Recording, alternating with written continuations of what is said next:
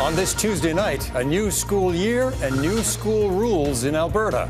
Our first goal is making sure that students are welcomed and feel safe. The policies on pronouns, playing sports, and a book ban that's been pulled back while teachers threaten to strike.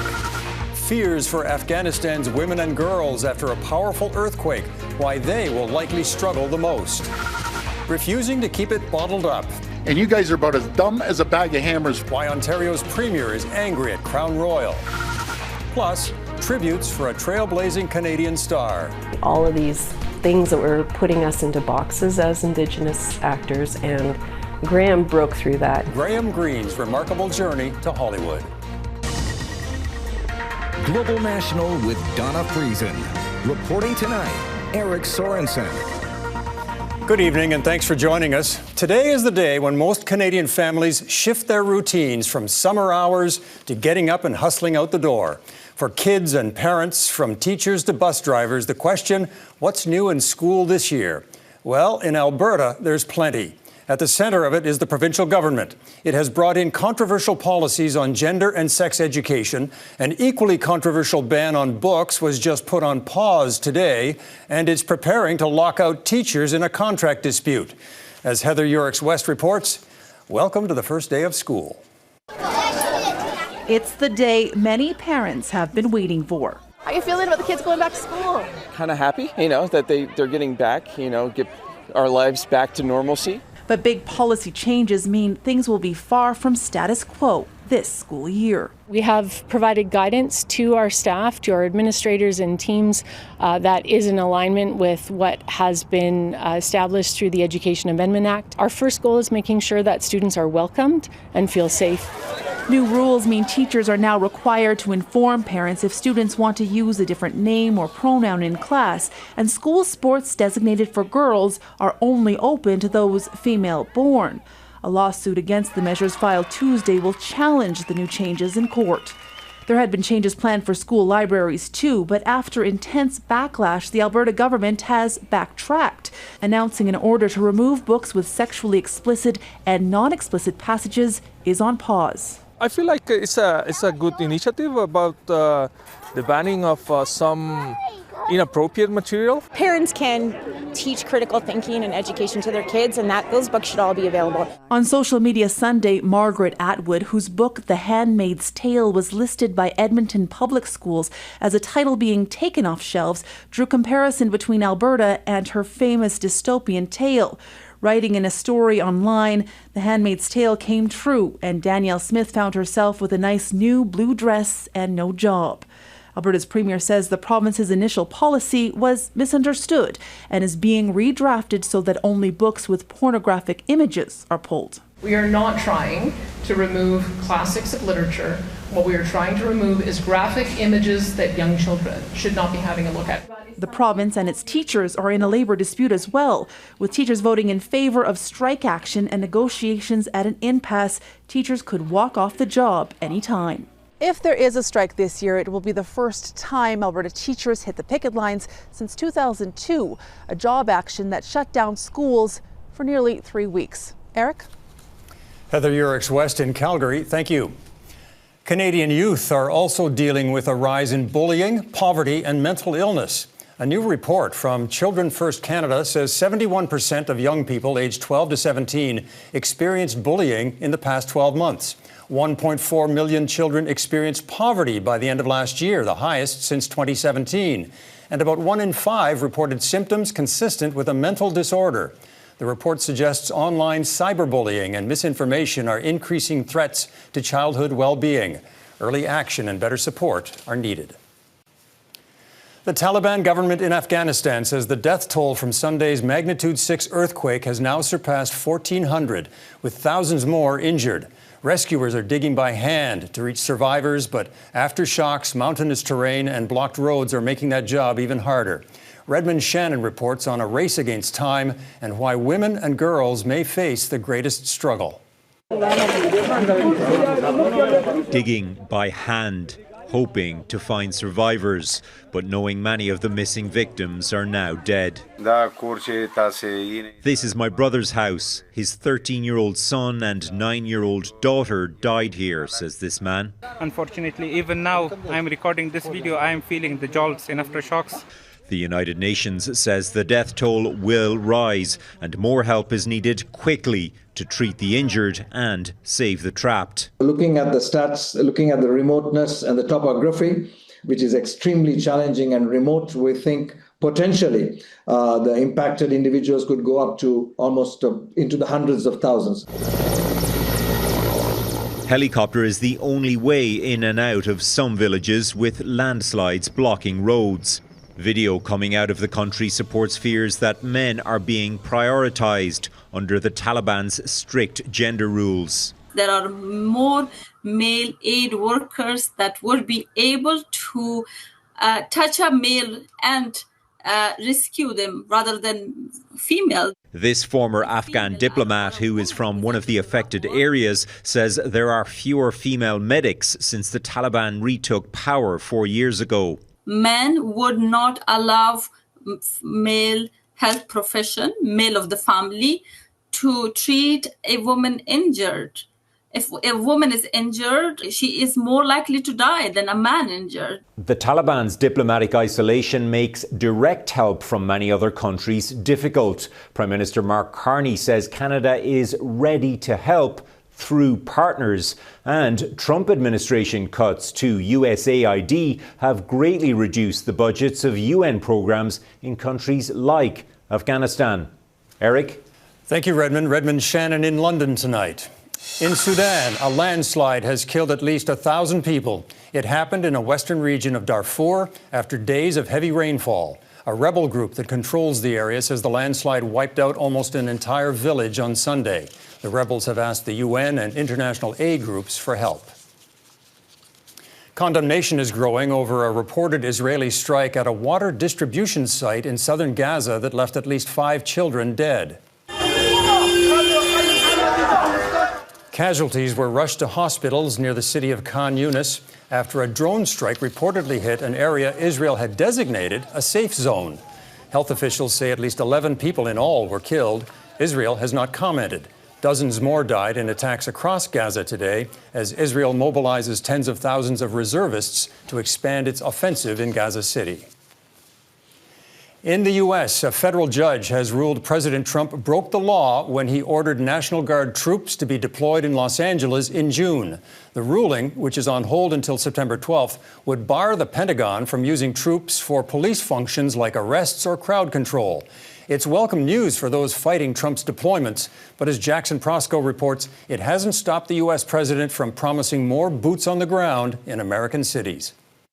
This was an act of presidential overreach, according to a federal judge who declared President Donald Trump's deployment of the National Guard in California illegal, accusing Trump of using the military as a national police force with the president as its chief. Chicago is a hellhole right now. Baltimore is a hellhole right now. That hasn't stopped Trump from threatening to send the Guard to Chicago and other cities after sending thousands of troops to Washington, D.C., in an effort, he claims, to tackle crime. Well, we're going in. I didn't say when. We're going in. When you lose, look, I have an obligation. This isn't a political thing. Trump's federal show of force has raised serious concern in Democrat-led cities and states about abuses of power. He has no idea what he's talking about. There is no emergency that warrants deployment of troops. The mayor of Chicago has said he doesn't need the help, even after a violent weekend that saw 54 people shot and 9 killed in the city. He signed an executive order ordering local police not to cooperate with federal agents. I would love to receive calls from governors and mayors saying they need help. We'll help them. We have a lot of people. We have a great force. We have a great military force. The question now is whether the California ruling will derail Trump's plans for future deployments. U.S. law makes it clear that the military cannot be used for domestic policing. There are some limited functions they would be able to play, but clearly the role that they played in Los Angeles was inappropriate and excessive. The White House seems undeterred and is likely to press the issue all the way to the Supreme Court if necessary. Trump's many critics fear this unprecedented use of military power may be aimed at crime for now, but could be used more broadly to target political opponents and protests in the future. Jackson Proskow, Global News, Washington. A Houston man has been charged with murder after an 11-year-old boy was shot to death over a prank. The child and his friends were out late Saturday night, ringing people's doorbells, and ran away before the door was answered. Police believe the suspect, an Army veteran, was waiting in the shadows behind a fence and retaliated by shooting at the children as they ran away. Ontario Premier Doug Ford is protesting the pending closure of the Crown Royal bottling plant in southwestern Ontario. So this is what I think about Crown Royal. That's what they could do. And I think everyone else should do the same thing. He pulled out a bottle of the popular Canadian rye and poured it out. The company is cutting about 200 jobs at the Amherstburg plant as it relocates some operations to the U.S. to improve its North American supply chain. Ford called the company dumb as a bag of hammers. Quebec's Premier François Legault took the stand today at a public inquiry into cost overruns at the province's auto insurance board.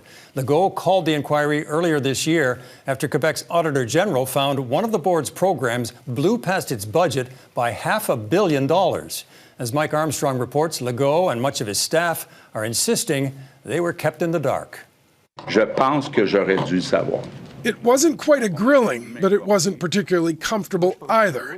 Quebec Premier François Legault would spend more than 2 hours on the stand. The focus of the questioning, how did a department bust its budget without his office or his ministers knowing? It's not normal that the Auditor General informs us of $500 million in cost overruns, he says. Someone should have seen it before her.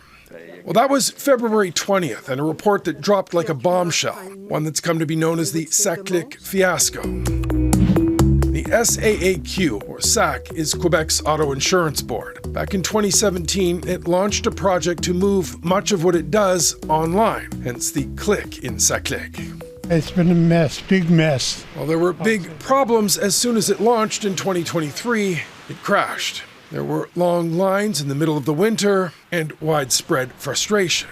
It's getting freaking ridiculous. I've been in Canada 50 years. It never happened this way.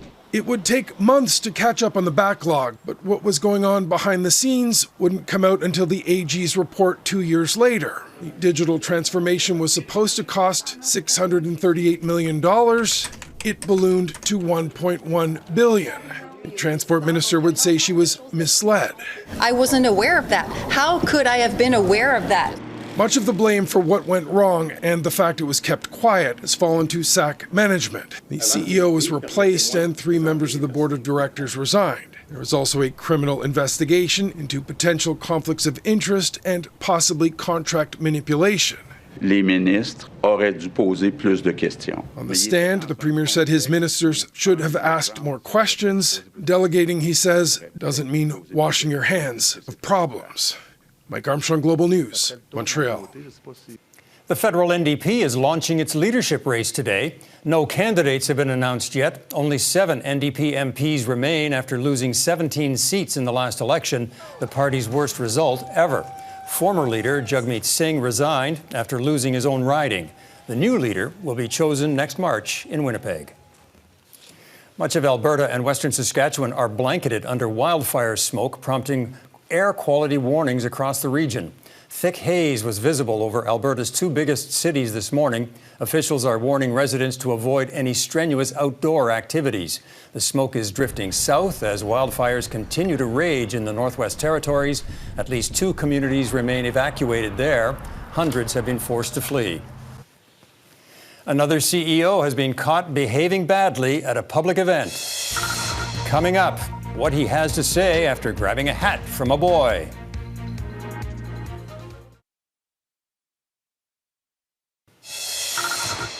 Watch for it, the hat snatched by a Polish millionaire faster than the child next to him could react. He ignored the child's pleas, but he couldn't ignore the internet. That moment at the U.S. Open Tennis Championships went viral, and the businessman has finally apologized for his, quote, extremely poor judgment and hurtful actions. The player, Kamil Marchak, eventually met up with the boy and gave him another new hat and other mementos. The businessman also sent him the original hat. In an effort to revive sluggish sales, Kraft Heinz is splitting into two companies. One will focus on sauces, spreads, and seasonings and include brands like Heinz and Philadelphia cream cheese. The other will focus on food and beverages and include brands like Oscar Mayer, Kraft Singles, and Lunchables. Kraft Heinz's net revenue has dropped every year since 2020. In 2015, their blockbuster merger created the fifth largest food company in the world. Nestle's CEO has been fired for failing to disclose a romantic relationship with a subordinate, which is a breach of the company's code of conduct. After 39 years with the company and 1 year as the CEO, Laurent Frex is out without any exit package. The Swiss food giant has appointed the head of the Nespresso coffee unit as the new CEO. The changes could mean more volatility as Nestle navigates a challenging consumer market and disruptive U.S. tariffs. A highly coveted role in the fashion world has been filled. Chloe Mal has been named head of editorial content for American Vogue. The 39-year-old has worked for Vogue since 2011 and is the daughter of actor Candice Bergen. In June, Anna Wintour announced she was leaving the role after nearly 40 years. Wintour remains Vogue's editorial director and chief content officer of parent company Condé Nast. Still ahead, why critics say the Prime Minister needs to secure Canada's digital sovereignty.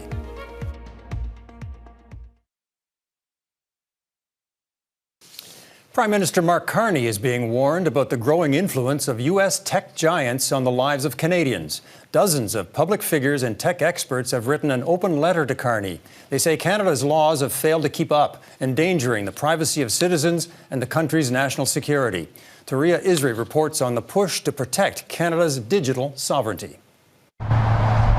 Fast-tracking nation-building projects, boosting defense spending, broadening trade partners. But the Canada Strong Plan may overlook one big vulnerability. Sovereignty in the 21st century isn't defended at the border, it's defended in the cloud. Cloud systems, AI engines, social media platforms. Digital services Canadians depend on, which are largely owned and controlled by U.S. tech companies.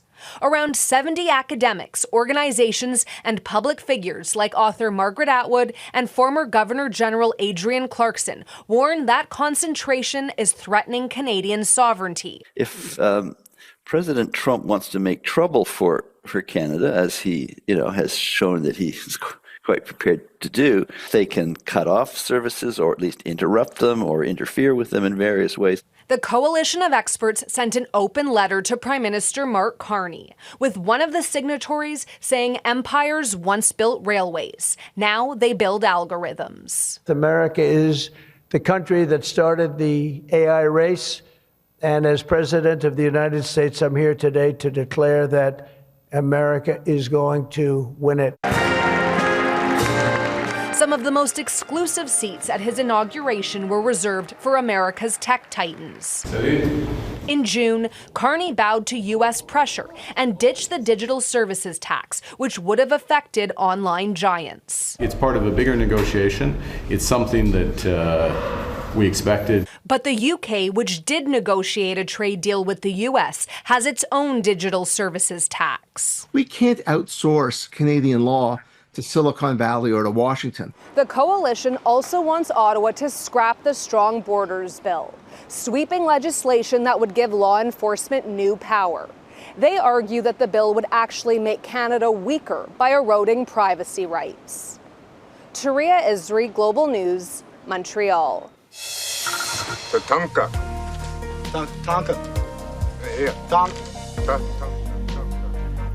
Up next, remembering Graham Greene for his trailblazing talent and delightful sense of humor.